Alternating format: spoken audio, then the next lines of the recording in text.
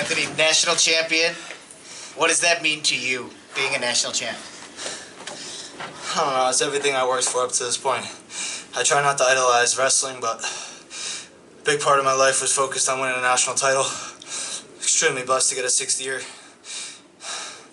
Man, I can't put it to words right now, but I'm just excited. And I want to just go hug my family and be with them and just bask in it for a little bit. How close were you not to coming back for your 6th year? You know, like, I had 2 surgeries. I was out for about 6 months, not wrestling at all. And at a time when I was going through it, I just didn't know if, like, this was in my cards, and did a lot of soul searching. And at the end of the day, I know I loved wrestling, and it was just a chance to get out there and compete again. It wasn't about winning the title at the time. It was just being like a little kid again and enjoying the sport and falling back in love with it. Anthony, 2-part question here. First part is, you were the first 4-time undefeated New Jersey champion. You were the first Rutgers 4-time All-American, and I'll give you tied for first, even though Nick technically... Nah, he's first, man. I had 3 chances. I didn't get it done. Well, okay. But you've been a trailblazer in your career. Is that a role that you like? And then the second thing is, can you just say mobbing for us? Yeah, I'll start with it. Schnauty be mobbing. And, man, I came to Rutgers to do that kind of thing, to get more recruits, like I said, after the semis. But, you know, to be honest, I was a little nervous, and once Nick won, it was like I could be free out there and I could let it fly, so I'm grateful for him. He pushed me a lot. He could be one of the reasons why I finally made the jump to get in here. He transferred another workout partner. He's an awesome kid. I'm super happy for him. I'm so freaking happy. Rutgers got 2 champs. We broke through that wall, and it's going to be uphill from here. Anthony, that wall, I mean, what's it mean for you and Nick? No one can say you can't do it at Rutgers. I mean, you know, it means I'm going to be coaching next year and going to kids like, hey, we got it done. I know what I did and I know what Nick did, the steps along the way. There's proofs in the pudding. It's a lot easier to set the table for a high school kid looking to come to school for Rutgers. We're not just producing All-Americans and national finalists and Big Ten champs. Now we're taking top 10 in the country as a team, and we're getting national champs. 2 questions. I know you enjoy freestyle and you have goals in that. Do you take a little time off, or do you just start working on your gut wrenches? And then secondly, will you wrestle in the Garden when they invite you to wrestle the #1 guy in freestyle in May?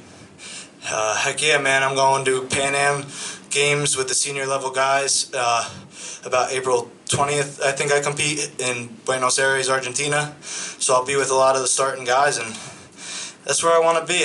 My goal as a little kid was to be an Olympic champ, national champ, and now I got that part done. But, I mean, I thought it would be a little more satisfying, but I just realized that my potential still has a little bit more to go. And, you know, this was a stressful time. College is stressful, you know. You got goals for yourself. I had 6 years, but you only usually get 4 years to do it. And when you don't accomplish it so many times in a row, you start getting down on yourself. And it took a lot of soul searching just to prove to myself that I am worth it, and the grind is worth it, and it's gonna happen one day, and it happened. Anthony, John Rinaldi with the USA Boxing News. I remember seeing you warm up and get ready for your matches with that SpongeBob shirt. What does this mean to this day on this stage wearing that Rutgers singlet? What does this mean to you and your family and the program that you're wrestling for? Man, this goes beyond just Rutgers. Grew up in a small community, South Plainfield, New Jersey, and I deleted my Twitter and Instagram this year, but man, the older people on Facebook, they're popping off, and they're putting me in their stories and just showing me all their love, and that motivated me a lot for tonight. And I knew I had an army behind me. One of my old coaches, Sebastian Rivera's dad, 125-pounder, he always says it takes an army for us to go compete out there. And man, if you look up at that Rutgers crowd, that's an army. They're chanting, they're into it, they're nervous, and that's what it's about. That's what this tournament's about.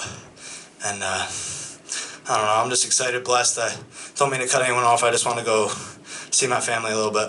Last question for Anthony. Anthony, speaking of your family, you obviously haven't seen the tape of the match, but your mother did not watch most of it. Yeah, that's most of the match. So that's what I was going to get to. Is that a superstition? Yeah, I mean, I told her they asked if my family wanted to sit next to the mat side, and my first reaction was like, I mean, my mom's super superstitious. If she sits in one seat the first session of the tournament and I win and I look good, it's the same seat, the same shirt, the same scarf, the same position. She watches it. Everything's the same. And back to that SpongeBob shirt, I'm just happy that that senior on my team ripped it when he did, because my superstitions aren't like that at all. And the most superstitious thing I have is just my thoughts and controlling them. So